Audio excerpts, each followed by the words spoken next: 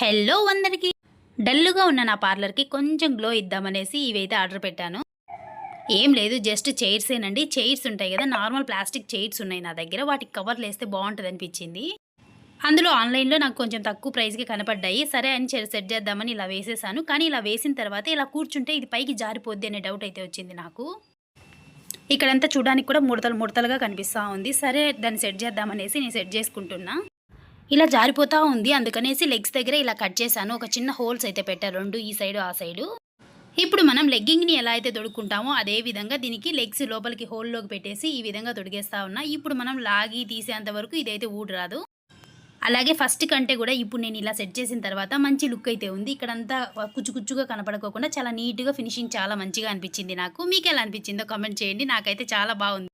Normal చైర్‌ని కూడా ఇలా డిఫరెంట్‌గా చేంజ్ చేసుకోవచ్చు. మంచి మంచి కవర్స్ అయితే అవైలబుల్‌లో ఉన్నాయి. చాలా తక్కువ రేట్‌కే ట్రై చేయండి.